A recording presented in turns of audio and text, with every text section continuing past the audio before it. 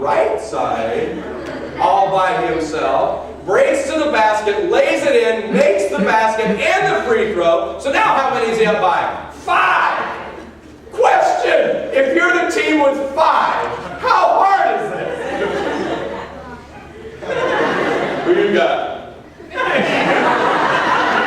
I got to hear it.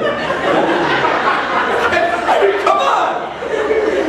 The other team comes down, scores right away. Why? Because Riley can't guard 5 people by himself. Time runs out and Riley wins by 3 points all by himself.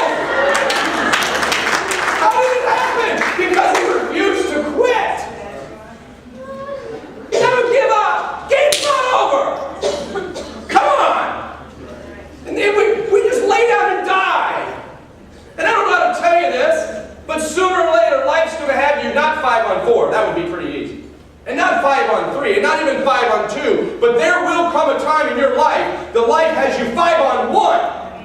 And you can't quit. Because if you quit, the sheep will die. You cannot quit. You cannot give up.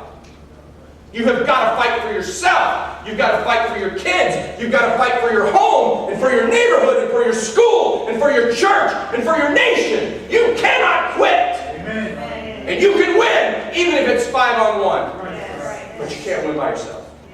You have to have help. You have to have help. But you can't quit.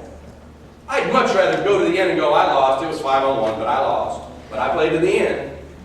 Than to go, oh, I didn't even try. Come on.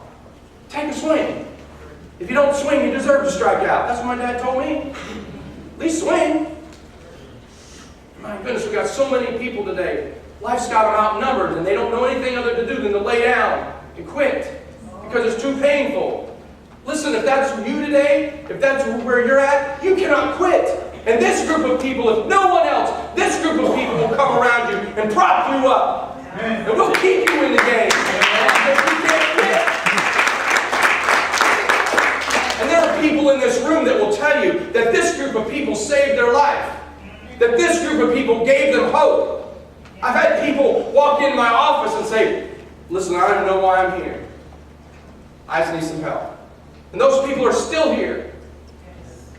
Get their life right with God, get their life right with other people, make some friends. Oh my goodness, and 6 months down the road, it's a different game. Amen. Because I don't know how to tell you this, but the Calvary's coming. But you can't quit now. Yes. You cannot quit. The sheep mean too much. That's right. God's people, it looks sometimes like we're losing. I read the end of the book. Amen. Amen. And we don't lose.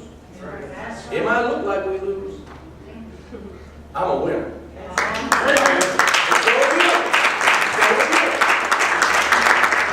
You can be a winner, but you can be a hero too. How many sheep along the way, how many of these people that are in your care will see you fight to the finish, to the very end? Sooner or later, you're going to be outnumbered. Sooner or later, maybe not today, but sooner or later. And when life has you on the ground with its foot on your throat, and it'll say to you, you move, you die. And that's where you have to say, I'm a hero. Wrong guy, wrong girl, game on. You cannot quit. Too many people are counting on you. You cannot quit. A hero always loves other people more than they love themselves. Spider-Man loved Mary Jane. True. Even to the point of risking his life to save her. See, Jesus was a hero, a good shepherd, who gave his life for the sheep. That's us. But a hero is always more concerned about other people than they are their own safety, their own glory. They care about these people. There was a time in my life where I thought I wanted to be a lifeguard. So I went and signed up at the YMCA. And there's some rules about being a lifeguard. And this is really, I think this is pretty cool. It said, number one, lifeguards have to know how to swim. Duh. Number two, lifeguards have to care for the drowning. Like, no, lifeguards sit up on the beach, with the suntan lotion. That's not what they do. That's a sand guard. That's not lifeguard.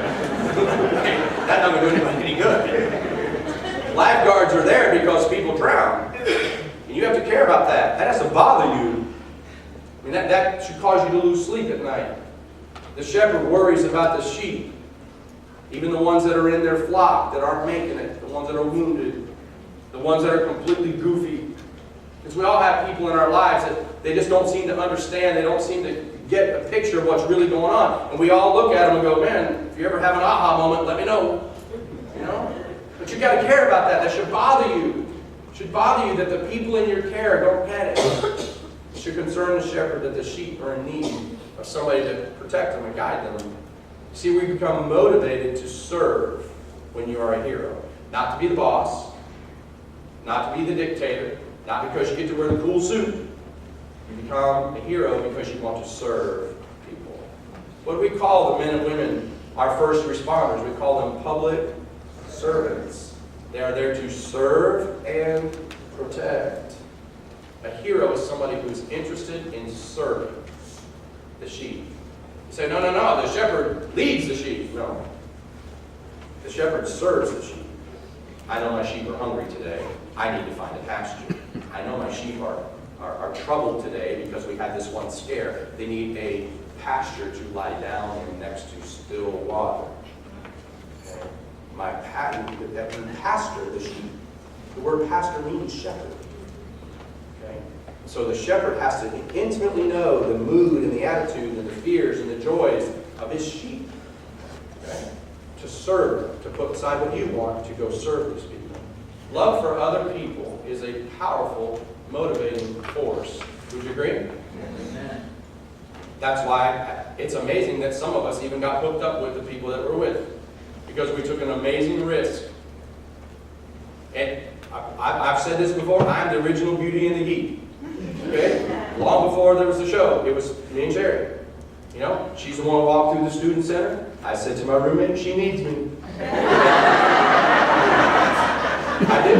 I think Dave looked at me and said, not like she needs cancer. Well, I won. I'm completely different than every other guy Sherry ever dated. She dated guys with big muscles and perfect hair that played football, and wrote things on the front of their car because they were so cool. But I did something they didn't do. I took a risk. And I listened. And I cared.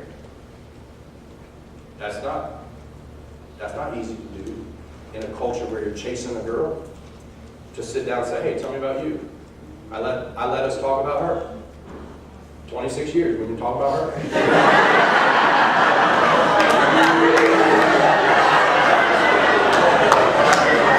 Listen, the truth is she doesn't even know my name. But it was a risk.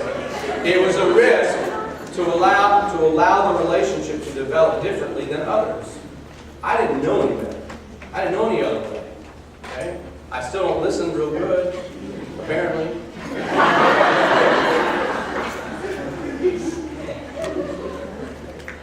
But love is a risk.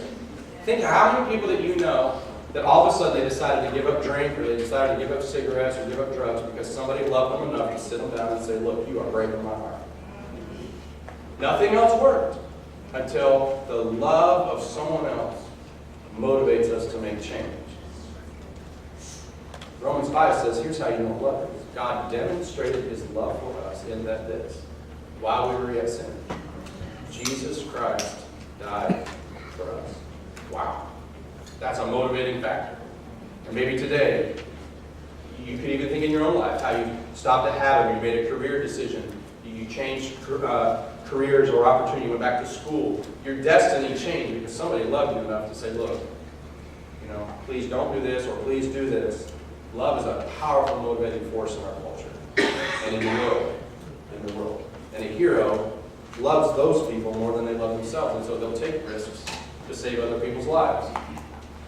In fact, we'll run into burning buildings, or we'll jump out in front of speeding cars, or we'll do all kinds of stuff just to save somebody that we love. And maybe that's happened with you, and if it is, that's an amazing testimony.